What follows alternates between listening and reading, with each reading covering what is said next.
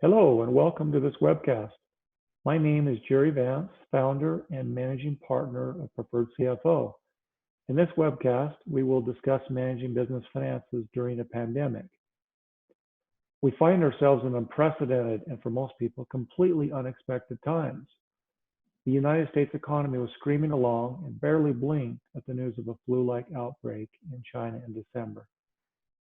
Then came Wednesday, March 11, 2020. The Utah Jazz and Oklahoma City Thunder NBA basketball teams were about to tip off when suddenly the world changed. That same day, the COVID-19 outbreak was recognized as a pandemic. In the time since, there have been a number of stimulus packages passed by the United States government, with discussions for more to stimulate and grow the economy. As we know, employees who can telecommunicate have been asked to work from home. Restaurants are takeout or delivery only. Toilet paper is the new hot commodity, and most unbelievably, Disneyland is closed.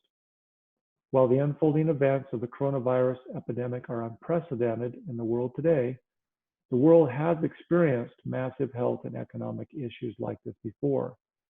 And while much about the outcome remains unknown at this point, we do know that it will eventually end, and at that time, we business owners hope to have seen our company survive so that we may recover and rebuild what we work so hard to create.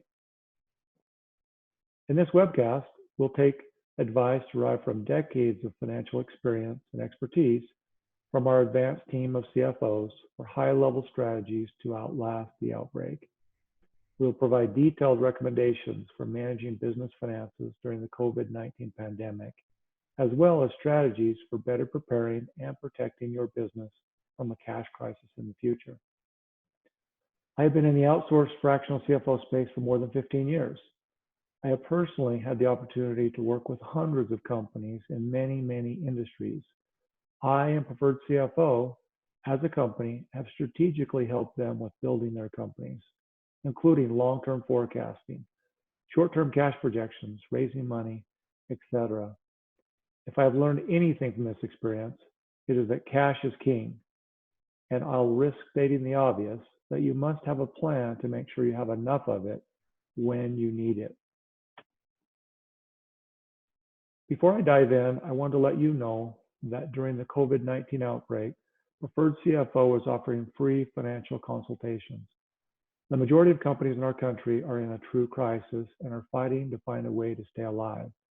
There are options to consider to help make it through these challenging times. The Preferred CFO team is offering a free financial crisis consultation for any CEO attending this webinar.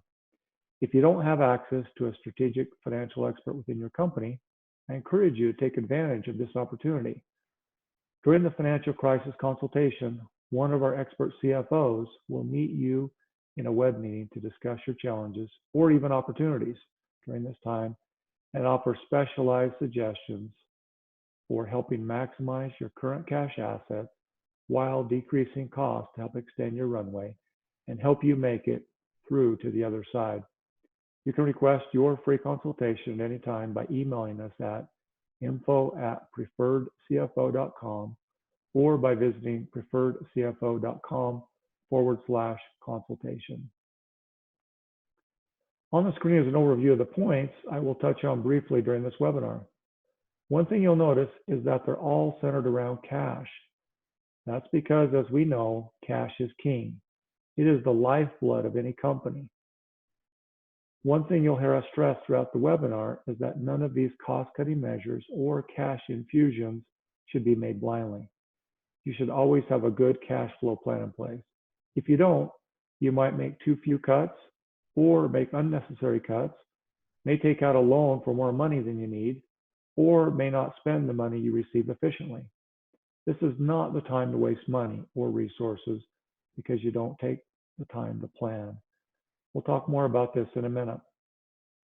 After I touch on the strategies for surviving the financial crisis, I've also invited some of our outstanding CFOs to join us for a panel where they'll be available to answer questions and talk about how they're handling client company challenges during this global emergency. The situation we find ourselves in today is unexpected, but not new to individual businesses. Companies have struggled to have the cash they need to stay in business as long as businesses have been around. This situation is only unique today because almost all companies worldwide are being impacted in some way, and all at the same time. And it came as a sudden impact with little to no warning. The solution for business in the world today is the same solution as has been applied historically for individual companies that have struggled to make ends meet. You must have a good cash flow plan in place. Cash is the lifeblood of any company. I was taught early in my career that one of the keys to success in business is to stay in business long enough for something good to happen. I think this certainly applies to the situation we find ourselves in today. This is war. The best scenario for you and your business is to know how to apply the assets and tools which you have and to be able to forecast the possible outcomes of that application. You need to find a way to manage cash well enough to stay in business. You must be proactive instead of reactive. I know it sounds simple, but from the most basic to the most sophisticated plan, you must make sure the flow at the top is greater than the flow at the bottom. The plan needs to be realistic and contemplate various scenarios, including worst case, expected case, and best case scenarios. Your cash plan needs to contemplate the unexpected, the expected, and of course, the opportunities. It needs to be comprehensive enough to take into account the many variables that impact cash. This is an example of a very simple, high-level cash flow plan. In some cases, this may be sufficient for your business. In other cases, you will need a much more sophisticated plan. This is intended only to give you an idea of what your cash plan may look like. There are two major ways to improve cash flow: cash flowing into your business and cash flowing out of your business. The areas that I would like to discuss in this webinar that impact cash receipts are collections of accounts receivable, revenues, non-stimulus financing options, and stimulus financing options. The areas that I would like to discuss that impact cash disbursements are personnel, accounts payable and expenses, debt payments, sales and marketing, and being opportunistic. I'll start with accounts receivable. Managing the collections of accounts receivable can be tricky. In some situations, you will want to apply more pressure for collections. In other situations, you will want to loosen payment terms and even offer payment plans proactively. The key is to be proactive and to communicate early and often with customers. It does you no good to just wait and assume that customers with terms will pay you as originally agreed, only to find out 30 days later that they aren't in a position to pay you. When you're projecting cash flow, you need to know where every customer stands and when they will pay you. You will then want to properly reflect that in the cash flow plan. Don't be too optimistic. Be conservative. Lastly, have a policy in place for customers that request relief from payment or timing of payment. Keep in mind that it's generally less expensive to retain a customer than it is to replace them. Next, we'll talk about revenues. This area is key. It is the hardest to predict and is the biggest opportunity for error. Missing this number can cause the whole cash plan to crash and burn. You'll want to consider multiple scenarios, perhaps a best case, expected case, and worst case scenario. Make sure your plan will work under all three scenarios and forecast the outcome of each. If you only plan for a best case scenario, which is what most people do, what happens when you hit a worst case scenario? You may go out of business. That is a tough way to learn a lesson. Plan for existing revenues to drop, in some cases significantly drop. Consider ways to increase revenues. Can you turn excess inventory into revenue? How about discounting certain goods and services to increase revenues? There are companies who have cash and are looking for opportunities. You may decrease your gross profit margin, but increase your overall gross profit. What is the impact of discounting goods or services to generate cash? The financial situations of your customers has changed. Be sure to reassess the credit worthiness of your customers. In some cases, you may require payment up front to ensure collections, with a customer that is not worthy of your terms. In other cases, you may be willing to provide extended terms. Be smart about this process. Perhaps it's time to do a product line analysis. Do you have some product lines that are less profitable? Some product lines that may even lose money? This will take more time, so it may not be part of your initial plan. However, it is something you will need to do to strengthen your business for the long haul. Financing options. Another way to extend your runway when you have cash flow issues is to get an infusion of financing, whether by debt or equity financing. It is highly advisable to always have a line of credit in place, even if you don't need it. The best time to get financing is when you don't need it. You never know when you're going to have a rainy day and need outside cash. It's better to be safe than sorry. Long-term debt options may be available to you, especially if you have equipment that is not currently encumbered with debt. You may be able to do a sell-leaseback. In other words, you secure long-term debt using the equipment you previously purchased as collateral. Although it may not be quick enough and may just not be the best time to consider equity, it is something to consider in the long term once things settle down. There are many government grant opportunities depending on the industry you are in. This isn't typically a quick fix, so you need to plan ahead for it. It can also take a lot of effort to secure, but is certainly an option to consider if you plan ahead. As many of you already know, the U.S. government has passed unprecedented financial stimulus packages to assist companies and individuals with cash and generous financing options. The hope is to aid with the economic strains and support a quick recovery from this difficult time. These stimulus programs are administered by your bank and by the SBA.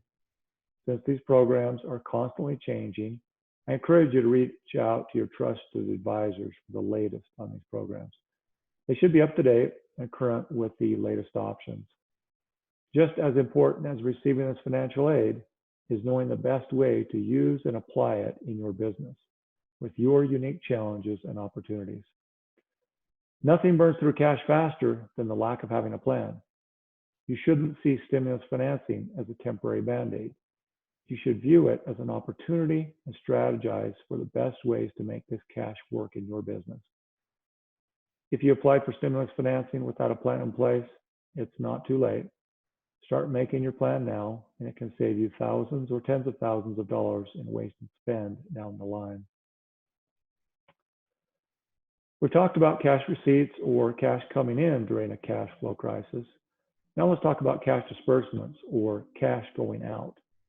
When it comes to expenses, one of the first places to look is at your personnel. Payroll and benefits are frequently the largest expense in the company. This is an area you must get right. It is also the most difficult part of the cash plan. It is hard to lay off loyal employees that have gotten you to where you are. I hear you and feel your pain.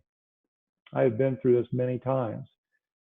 It is better, however, that the company stays in business and employs some people as opposed to retaining everyone and going out of business. If you stay in business, you will have an opportunity of rehiring down the road. Look at this as an opportunity to improve your business.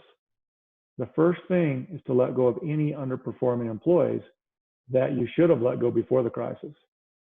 You then need to find ways to reduce overall headcount even further. Cut all of the fat. You will need to cut into the flesh some as well, depending on the cash outlook. In addition to reducing headcount, you may want to do an across-the-board pay cut to all employees. The higher paid employees may need to take a larger percentage pay cut to make it work. Other creative ways to reduce personnel expense is to move certain employees from salary to hourly and reduce overall hours. Send employees home when it's slow. Don't cut blindly. As with all things cash flow, you need a cash flow forecast that projects the immediate and future impact of reducing employees and their related compensation. Make the reductions deep and fast. The sooner you make the reduction, the more you preserve cash. The less frequently you lay off employees, the more you retain employee morale. Again, make sure you take into account the stimulus dollars available for your company. After you look at your personnel costs, take a look at your accounts payable and expenses. Managing the payment of accounts payable and managing expenses is an area that, if done properly, will be the difference between failure and success. You must prioritize the payments of payables. Pay those things that are critical to driving revenues and cash receipts. You have to keep the business going. Your overall days in AP may need to go up significantly. This is basically as good as free bank financing. Just try to do it in a way you don't tick off your suppliers or your customers. Again, communication is key. Try to negotiate better terms. Don't be spooked by vendors threatening to sue you.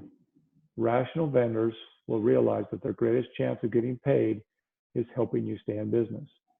If you provide a clear and reasonable plan, I've found that most vendors are willing to work with you. Some vendors may accept immediate payment for a significant discount to the amount payable. Be careful with this. This could be an opportunity to save some money in the long run, but don't do it if your plan is not flush with cash, or if it does not fit into your cash plan. Work with your landlords.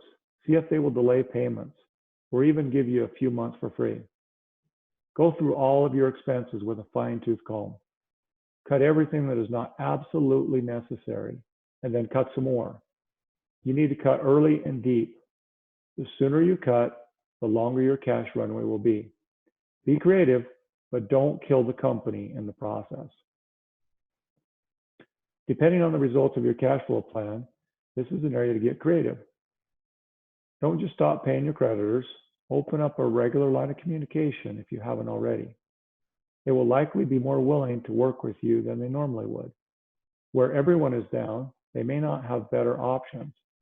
Now is a good time to negotiate some relief. You may be able to work with creditors to delay payments, make interest-only payments, or even forego payments for a period of time. You may even be able to negotiate the interest rate or replace the higher interest debt with a less expensive debt opportunity. In situations like this, it's easy to get caught up in a cost-cutting only mode. Although it is extremely important to cut costs and cut costs deeply, it is also important to invest in the right way. We have all heard the saying that you have to spend money to make money. This is certainly the case with sales and marketing. Although you may need to decrease your sales and marketing spend significantly for a period, be smart about seizing opportunities that will come during the crisis and after the initial impact of the crisis. Many businesses will become stronger as a result of the changes that are taking place. I know it is difficult to think about planting winter wheat if you are just trying to bring in enough spring wheat to make bread. Both need to be done if you're going to build a business that will flourish over the long term. One last thing I will add is to look for opportunities to be opportunistic. There is universal confidence that this challenge will pass. Congress is already discussing an economic stimulus package plan for the fall to jumpstart the economy. There will be some casualties, but there will also be opportunities. One of the great and missed opportunities of a lifetime was the devastation caused by the Great Depression. The Depression was not caused by people having fewer needs and wants than before. The Depression actually increased the needs and wants of nearly everyone. Yet paralyzed by fear, most people just hope to survive it. Whenever people have needs and wants, there are opportunities. Satisfying the needs and wants is what drives opportunity. Take courage and prepare for the opportunities that most certainly will be available in the new economy. Look around and see what has changed. Look around to see what needs you can fill. Times of turmoil and uncertainty are time for action rather than economic shelter in place. Take lessons from the past and the present and from the shared experience of others to become wiser in your planning and execution. Tomorrow's economy is being reshuffled right now. You can and should be a part of it. Again, here's a very simple cash plan. In some cases, this may be sufficient for your business. In other cases, you will need a much more sophisticated plan. We have a client that has been devastated by COVID-19. They sell travel in a country that has been significantly impacted by the pandemic. They did $80 million in revenue in 2019, and thought the company was valued at $100 million plus right before the pandemic. Revenues are now at zero. As odd as it sounds, the company has a plan to come back once this passes. Although devastated, the CEO is optimistic and hopeful that he will be able to rebuild the company easier the second time. He is reducing staff and expenses to a skeleton crew so that he can stay in business and be in an athletic position, if you will, to rebuild once opportunities present themselves. I want to reiterate that cash is king. It is the lifeblood of your company.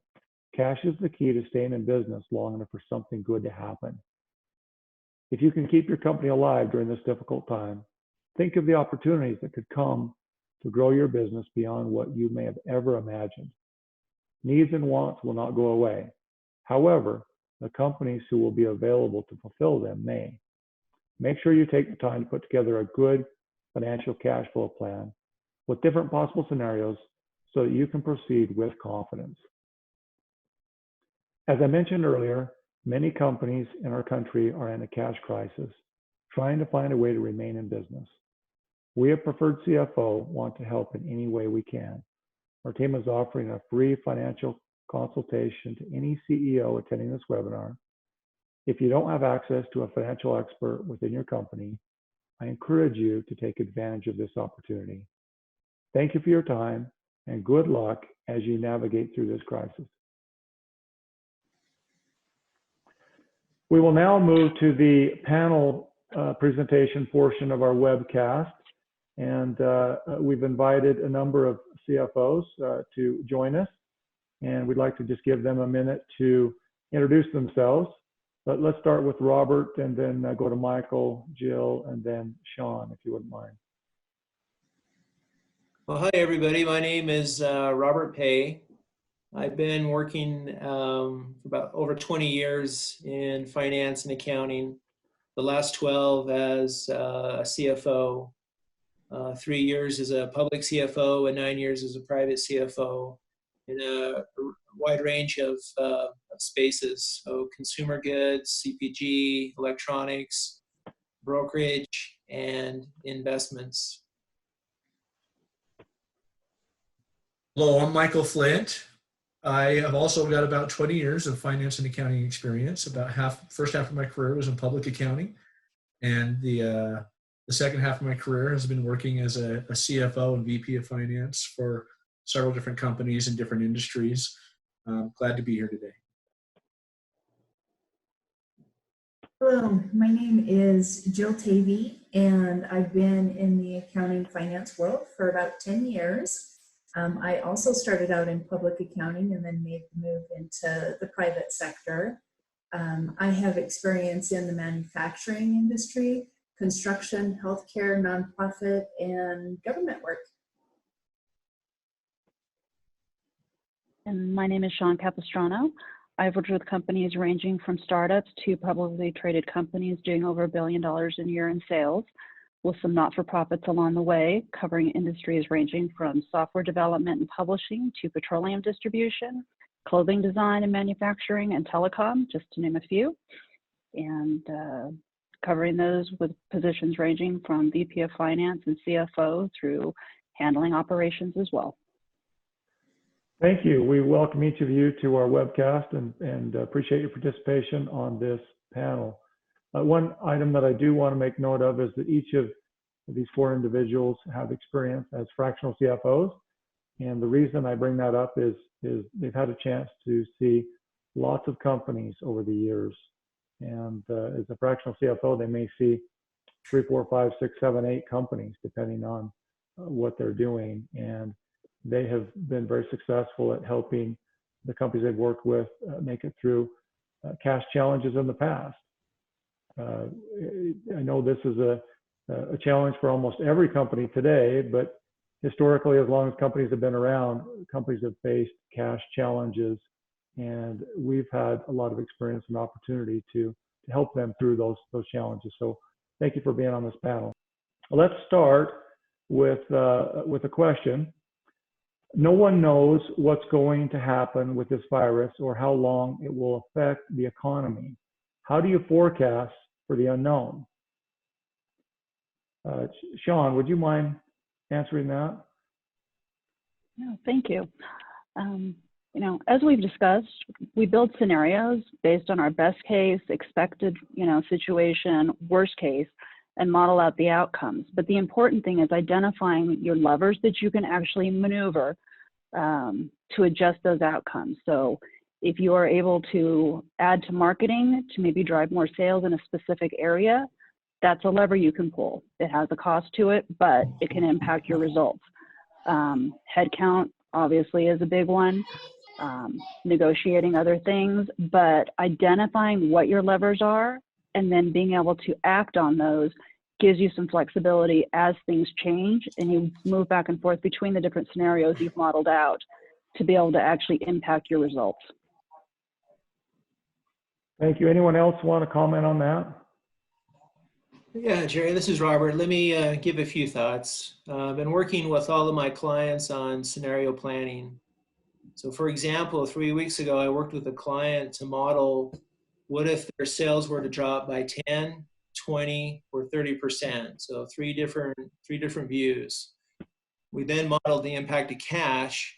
And by having the scenarios clearly showing the different inputs and assumptions, the client then was able to tweak a few of those assumptions and make modifications into short-term plans, which actually greatly improved the cash situation for all three models.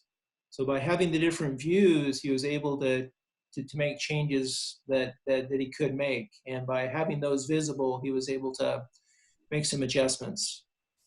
Along with cash, I like to model the impact of EBITDA on bank covenants. I have another client who is highly levered with its sale to a private equity company. And we wanted and needed to know how close we could come to our covenants depending on our different scenarios. And we've all seen the value of being able to identify any covenant issues well ahead of time to allow you to have a conversation with your bank. And no one likes to have the first phone call or the first touch point with your bank being, hey, we missed our covenants.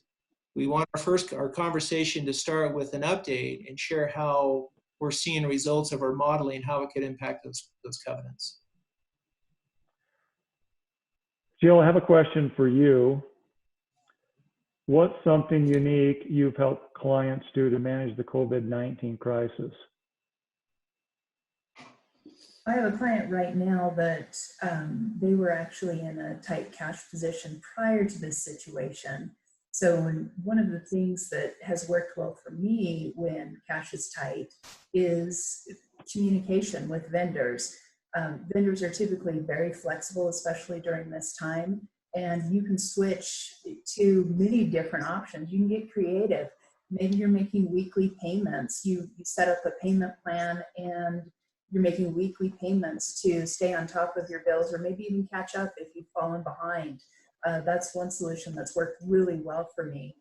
Right now, communicating with banks, contacting banks, maybe deferring loan payments, deferring rent. Now, I would be a little careful with that, especially with rent, because you will eventually have to pay it, so you don't want to get too much of a burden there in the future. And if you did get the Paycheck Protection Program loan funds, you actually are eligible for debt forgiveness for your rent payments. So after that fund, you'll want to make sure that you are paying your rent because that could be forgiven later. If you had one piece of advice for companies during the COVID-19 pandemic, what would it be? Anyone want to take that question? I'd like to, if I could. Communication is probably the key point. That's going to be with vendors, with customers, with your bank, but also critically with your team. Regular communication, you don't have to necessarily get into the nitty-gritty details of the financial situation, but communicating with your team in terms of what's going on, that you're staying on top of things, getting them to communicate with each other, taking advantage of the technological tools available with video conferencing so that people stay connected to make sure that your efficiency levels don't drop off so that you come through as a strong company can be critical to helping survive. I have a client who went from doing basically quarterly, we'll call them town hall meetings, to at this point we're doing semi-monthly or even bi-weekly, and his team leads, for the different divisions are all meeting multiple times a week with their teams to make sure that everybody's on the same page as they're all remotely located, so that work is continuing to get done effectively, no balls are getting dropped. And then again, communicating, as Jill said, with vendors, negotiating with them, with the bank, staying on top of things with your customers to make sure you have cash coming in. I would say communication is probably the most critical things that we need to be doing right now. Thank you. A supplier is offering materials that we use at a discounted price. How do I determine how many months' supply, if any, represents an opportunity? Robert, I think that'd be a good one for you, given your background experience. Would you mind taking that one? Yeah, I'll take this one. Having had this conversation pop up throughout my career, here are a few thoughts. At its most basic analysis, it's a cost-benefit analysis. So you start with the fun part, right? You start with the benefit, and it's easy to quantify if you buy X amount of goods at Y amount of FOB that you can realize that and run that through your margin and improve those. So that's the easy part. The harder part comes to trying to identify the cost. And I like to start with how long do the products and marketing folks really think the material will be used? I've seen too many situations where we end up buying a large supply of material to realize a few cents of savings, only to have that material turn EOL or end of life. And we're left with excess inventory that is often hard to move. Right? We've all seen it's easier to move end-of-life finished goods through certain channels than it is trying to monetize raw materials. Those are a lot more challenging. So for me, that's where I like to start. I'd like, okay, how long are we really going to use this item? And then there's the opportunity cost of using your cash to buy inventory and its impact on bank covenants. Right? Is buying inventory really the best use of capital? Well, sometimes it is. But sometimes, given the liquidity situation and covenant situation, you may not be able to buy excess inventory, even if it does improve margins. I have a client who had a ton of cash on his balance sheet and didn't really have any debt. And so it was in a very enviable position where he could take long positions on inventory and improve margins. But not all businesses are in that situation. So care has to be taken to manage your covenants. Because typically when you load up on inventory, it's going to increase your debt load. And that could impact your covenants. Along with a conversation with the sales and marketing guys, I like to quantify what is the forecast so we can actually see how much product we have on hand and how long will it last us. And then I think, for items too that are a little bit more scarce, right? Like if there's a component that's hard to buy, sometimes I've encouraged my clients then to buy longer or bigger quantities of those items so that you make sure you didn't run out. And so that's kind of the way we think about this. Let me ask another question here. Should I borrow and or withdraw the maximum amount allowed under an SBA loan and or bank line of credit and keep the cash just in case? Interest is low and tax deductible, but what impact will this have on my profitability and or balance sheet?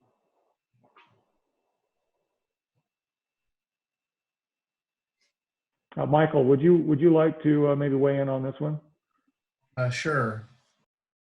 The answer to that question is a little bit more definitive, I think, given the current environment with the COVID-19 crisis and the uncertainty that surrounds it, particularly in knowing how long this may continue or not knowing how long this may continue. So given the current situation, if you have investors that are willing to approve it and you are and bankers that are willing to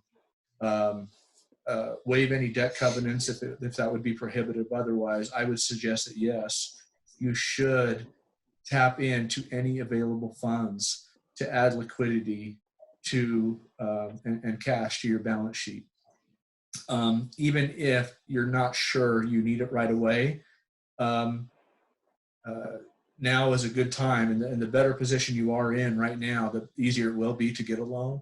So if you need to tap into debt or equity, then I would suggest going ahead and doing that. Again, you need to make sure that any third parties, investors or bankers buy off on that. But if that's pertinent to your situation, but given the fact that we are in such an unknown environment with so many unknowns, it would behoove most companies to go ahead and even if it costs a little bit of interest while it sits, even if you're not applying the cash to working capital right away. And, it's kind of like an insurance policy, so to speak. And taking a loan out, there may be some interest costs that you incur, but that may be the cost of that insurance and that peace of mind. And it's probably the prudent thing to do if you have the ability to do so. Jill already talked about the payroll protection program. If you haven't looked at that and you qualify, which most small businesses right now do qualify for that, you should look at that because that is very cheap money, meaning very low interest rate with the potential to be forgiven. And so it really is a recovery or a relief to small businesses. But beyond that, other bank loans right now are also lower interest. Interest rates are low. And so if you can get some money into your account from a loan or a line of credit, I would definitely recommend tapping into that given the uncertainty in the market right now. Let's take another response on that question. Yeah, Jerry, this is Robert. I have a client that is part of a private equity portfolio group, and it's part of about 13 other companies. And each of those other companies drew down on their lines of credit about a month ago. So each of them saw the need to make sure they had plenty of liquidity for the uncertainty that Michael just addressed. And for those of us who have lived through 2008, 2009, where banks at that time were kind of pulling back, I think it makes a lot of sense to make sure you have as much access to capital as you possibly can get. Now, for sure, you've got to kind of overlay drawing down on your line against your covenants, because most loans have some component of a funded debt to EBITDA and a fixed charge ratio. So you want to make sure that you're not going to be bumping up against the guardrails of your covenants. But in general, I would say draw down on your lines. Let's move to another question. We have found that we have eliminated some expenses and reduced others during the shutdown. Travel and entertainment are prime examples. How can I know which expenses should be allowed to come back when business is normalized, and to what new spend levels? Anyone want to answer that question? I'd like Michael? to throw out that, oops, Oh, go ahead, Sean. Go ahead. sorry about that. It goes back to the basics of planning, determining what you're trying to accomplish and what resources are needed to accomplish that. So rather than saying, oh, we're going to put $5,000 into travel and entertainment as a budget, take a look at it from the perspective of what activities are we trying to support with this, and what are we trying to achieve, and what's it going to take in terms of the people and the cost to support that, in terms of, somebody needs to go to territory and they need to meet with these clients and do these business development meetings, and that's what it's, we're going to need a budget of $8,000 to actually accomplish that, to drive sales, versus trying to just say, well, let's pick a number out of thin air. So I'd say really focusing on your planning and what goals you're trying to achieve, and tying that back directly to those in terms of how you quantify it and when things need to come back online. Michael, do you want to make a comment on that one? Just to reiterate the importance of modeling, modeling the business in the financials, and determining some good scenarios that you can rely on to estimate when things are going to ramp back up, maybe after a down period. That is going to help you understand your cash position, your future cash flows, and when you can execute on maybe hiring people if you've had a hiring freeze, or maybe you've had a workforce a salary reduction across your company, and you need to know when you want to take that temporary reduction and bring everybody back up to their 100% rate. Modeling will really help you understand when you can actually pull the trigger on some of these decisions, whether it's personnel or working capital needs. So modeling is key. Let's take one more response on this question. Robert, do you want to weigh in? Yeah. My experience with a private equity owned business is that the budgeting process is absolutely brutal. And so no one really wants to jump in and do that again at the end of Q1. But it's part of the ongoing allocation of resources. And what this company does and what I help them do is really use data to show what's driving their best returns in which channel. So they have a direct model, they have a big box channel, and they have a dealer channel. And what we're seeing is that allocating more of the resources to the direct channel because it has higher margins and a better return in times of restricted resources is the best avenue. So they've pulled some resources, some from the other channels, to give more help to the one that actually drives the biggest sales. With another client, we've had conversations about what could we defer or postpone. And so it's an R&D company, or that's a manufacturing company that has heavy R&D. And we realize that postponing any R&D may delay a product launch, but recognizing that that would be better than running out of cash and having to lay off people. So the decision has been made to defer those project costs until a later season. Thank you. Jill, I want to ask you a specific question about the payroll protection program. 25% of the payroll protection program funds can be used for certain operating expenses. How do I decide how to spend or save these PPP funds? So my biggest recommendation is before you receive the funds, or close to the beginning of when you receive them, to come up with a use of funds spreadsheet. You can do this in line with your cash forecasting as well, and forecast out over the 8 weeks. How much are you going to use in payroll? And keep in mind that payroll is not only salaries and wages, but you also have benefits in there. You've got the employer portion of taxes. One of the things that we're doing with one of my clients is they haven't made their 401k match from 2019. So we are going to make that match with the Paycheck Protection Program funds. And that is eligible for forgiveness at the end. So make sure you can push as much as you can push into what's considered payroll for that program and be eligible for the loan forgiveness. Then you move on to the other things. So you've got rent. You can use the mortgage, your interest on your mortgage if you own the building that you're in, you have a mortgage on it. Utilities, and that's going to be everything from gas, water, electricity, phone, internet, even your cell phone bills. All of that you can get forgiveness at the end of this 8-week period. And once you've shoved everything you can into that forgiveness group, that is when you're going to be looking at what is left over. And I've got clients that they're forecasted to use the entire amount of their loan for payroll. It's going to be all payroll related. It will all be forgiven at the end of the 8 weeks.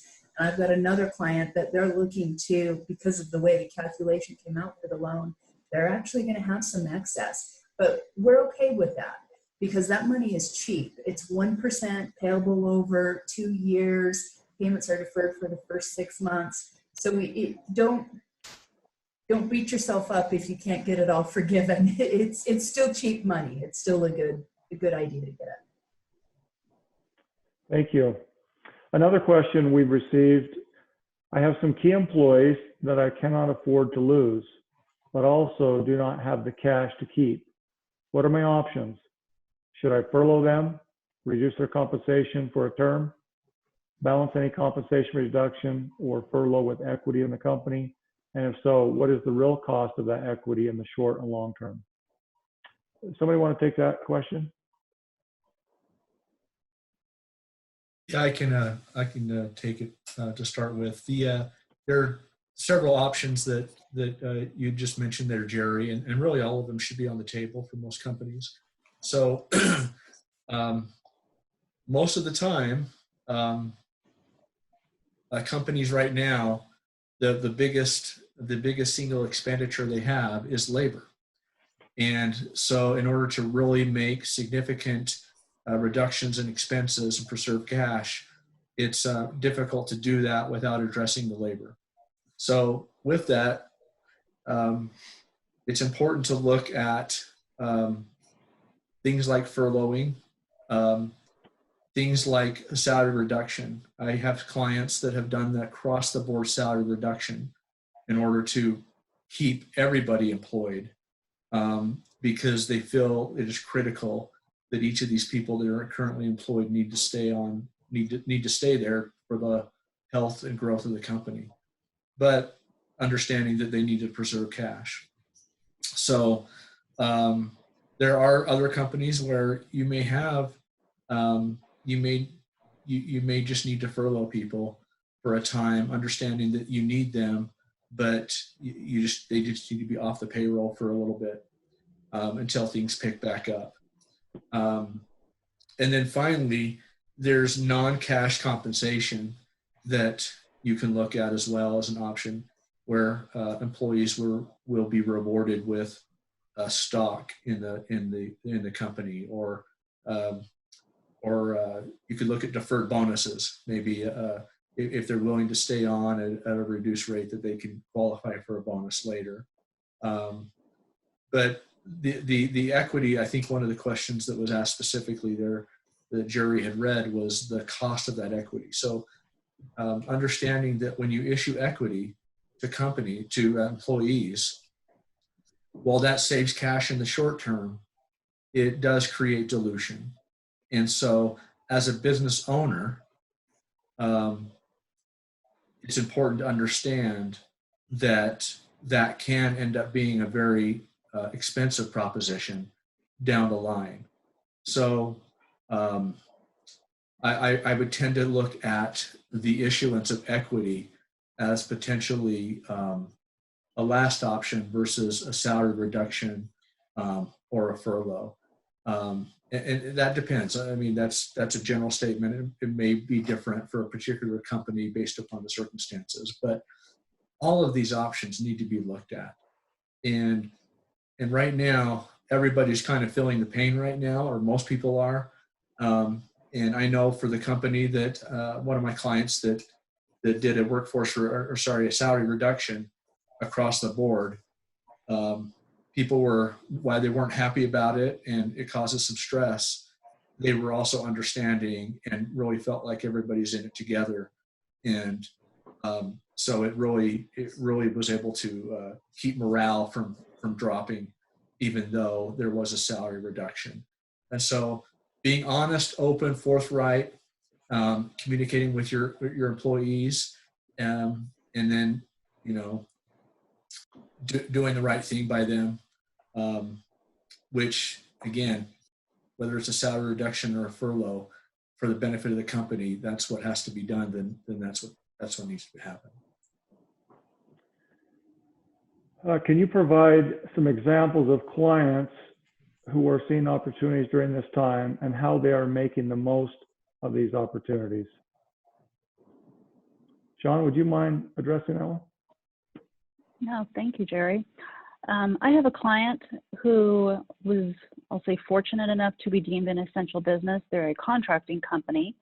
They have really taken a very proactive approach to business in the last year. In particular, they had a change in management, which meant that as soon as the word started coming out about the coronavirus, they took a look at their stocks and their inventory of equipment and made sure that they were actually a little oversupplied.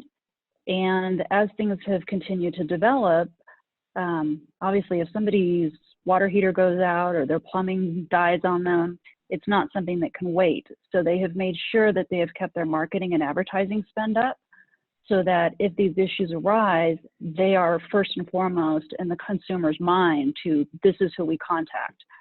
So they have so far not seen a drop off in business, which is something very, very few companies can say at this point in time. You know, how long that's going to remain, we can't say, but right now we're staying on top of it. They're continuing to evaluate their marketing every week, looking at the response rates, seeing where they need to tweak things, making sure that their employees are safe while they are providing service, and continuing to execute. So I'd say, you know, proactive, but looking at the opportunities. And I think we actually bumped up some marketing spend in the last couple of weeks to make sure that if the business is there, that they're the company that's getting it. Anyone else want to provide some more comment there? Yeah, Jerry, I have a client that about 40% of their revenue is B2C. And at this point in time, they're really taking good advantage of that existing channel. So I was on a call even this morning where we're actually decided to allocate more marketing resources to buy more lead generation to really juice the B2C channel and pull resource from other channels that are a little bit more impacted. So this is a flooring company and it ships directly to your home. And given that people are at home, many do-it-yourselfers are taking time to put in new flooring. And so this company's landing page on their website is really focused on, the header is fast, free shipping to your home. And so they're emphasizing, the home shipping element and really making that front and center to capture everybody's eyes that are just kind of perusing websites. Very good. I think we have time for one more question here. Can you give an example of how lenders have been providing relief during this time, and what's the best way to approach them? Maybe we could have Michael and then Sean provide a response to that question. Sure, thank you. I think this might be my my favorite question of them all so far that we've had, because right now it's important, it's vital that company owners, business owners, and CEOs and CFOs are communicating with bankers. And if you have a line of credit or you have a note out with a bank, and and that is causing a strain on cash flow in the current environment, you need to have a phone call with them right away, or a conference call, and you need to be open and transparent with them. And what you can ask for is typically asking for a deferral for payments, or a deferral of principal payments for perhaps 6 months where it's interest only. And being able to potentially rework an agreement, maybe where you extend the payment terms out and lower the monthly payment. Their bankers, if you are honest and communicate with them and are working with them as a partner, you are going to get a lot better response and a lot more willingness to work with you than those who kind of just don't pick up the phone or don't want to kind of deal with some of these tough conversations. You need to have the tough conversations, and bankers understand this, and they've been through this, and they understand that ultimately their success and being able to be profitable on the money they lend you depends on your success as a business. And so approach them as a partner, and just be very forthcoming and very transparent, and and you will find that that's how you're going to get the best response from them. So that's, be communicative and be transparent, and that's the best advice I can give you with your bankers.